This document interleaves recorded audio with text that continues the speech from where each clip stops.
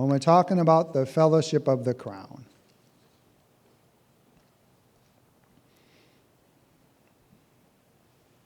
This verse, this is going to be in reference to the prodigal son. This should help us quite a bit. It says, we do not have a high priest who cannot sympathize with our weaknesses. But as in all points he was tempted or tested as we are, yet he never sinned. He was without sin. All right, let us, because of our high priest, right? Jesus, our mediator. Notice the word me is part of the word mediator. Me, Jesus is there for me. He's there for you. Let us therefore come boldly to the throne of grace. Now, he's telling us you have a high priest who understands you, knows what you've been through. And he says, let us therefore come boldly to the throne of grace. Why? So that we may obtain mercy. What's mercy? Something you don't deserve. Something you cannot earn. And find grace to help in a time of need. Has anybody ever needed help? Was there ever a time of need in your life and you think, well, what should I do? You think, well, I should ask the Lord, but, I'm not worthy. I made too many mistakes. I've done this, I've done that. And yet, that's the very thing when he says, let us therefore come boldly to the throne of grace. That means there's a reason you can come boldly is because you have a mediator named Jesus who shed his blood for you. Yes. So he says, if you don't understand that, then you won't go boldly to the throne. You will be afar off because you don't want to get close. Because you feel like if you get close, then, God's going to know something. Or you don't deserve to be or have fellowship with him because you messed up too much. Or I messed up too much. Yet he's telling us here, you got to come boldly to the throne of grace. Why? Because you've been forgiven. You've received the crown of righteousness. You're washed in the blood. Don't look at what you did. Look at what he did. That's why he's reminding you, hey, you got to come boldly because you got some needs, buddy. Not my dog buddy, but us buddies, right? You have some need. You need some help. And so you cannot sit out there on the sidelines. You got to come boldly to the throne of grace. For what purpose? So you can obtain mercy. Even if you messed up, don't matter. I need some mercy. Mercy is unmerited favor. Nothing you did, nothing you earned.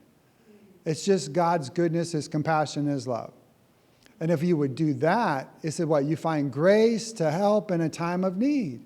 Well, if I don't come boldly to the throne of grace, can I get the grace to help in a time of need? No.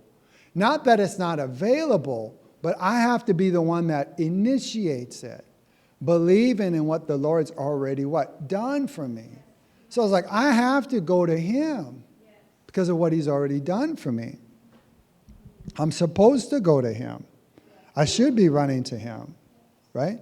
So if I need this help, I have to come boldly to the throne of grace so I can obtain mercy and find help. Doesn't matter what you've been, what you've done. He's like, because of Jesus, you've been made righteous. That's your position. If God didn't want you to come boldly, he wouldn't give you and wouldn't give me the invitation to come boldly. Right? Everybody's probably wanted to go to parties. Oh, I wish I could be invited to that party or this party. And if you didn't get the invite, then you're thinking, well, they don't want me there. Or maybe they forgot about me. Or they just don't know how much fun I really am. Right? But if you didn't get the invite, then if you show up, it's kind of like you're not welcome because you didn't get the invite. However, if you get the invitation, like back in the day, you have to bring the invitation with you to the royal ball, right? Watch some Disney movies, whatever. They always have to have the invitation. If they don't have the invitation, the guards or the people at the door won't let them in. Well, if the Lord gave you the invitation, he says, and it's Hebrews 4:16. This is your invitation. You need to come. But if you don't come, it's not on him. Now it's on who? You. It's on me. So if I want a fellowship because of the crown of righteousness that I've received, I have to believe in that crown of righteousness, that he's made me right because of what Jesus has done. And Jesus is there. Don't forget, he's there in verse 15. He's like, we can come before him because we have a high priest who in all points was tested as we are. Yet he never missed it. He's our representative. So when we go to the Father, he gives you the stamp of approval. I know them. They're good. They've been made right. They're covered in my blood. So there's no reason for you and I to be afar off.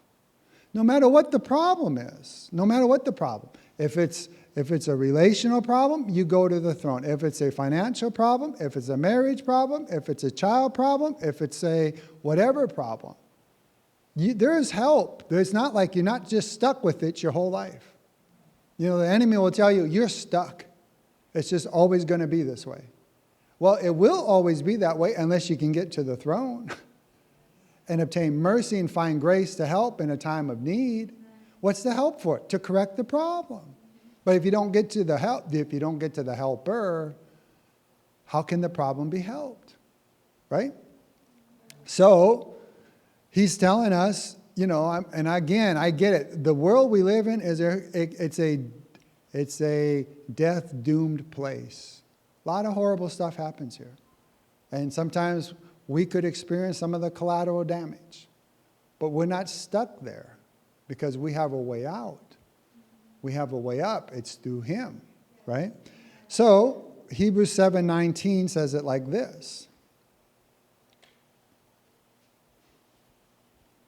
It says, for the law made nothing perfect or complete.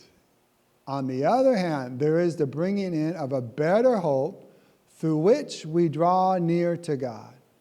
So your hope, the thing that you need, is as you draw near to the Lord. You have to draw near to him. Spend time fellowshipping with him.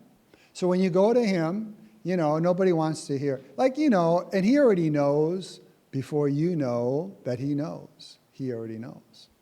So like, you know, some people go, I'm going to go talk about this and then I'll slide this in, right? Oh, we'll go out to lunch. I'm going to talk about this, and then I'll bring this subject up, whatever that subject is.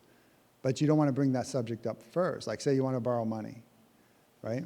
So you don't just go to someone, hey, let's go to lunch. Hey, can I borrow some money? No, you go, oh, I can't do that. So we're going to talk, hey, how you doing?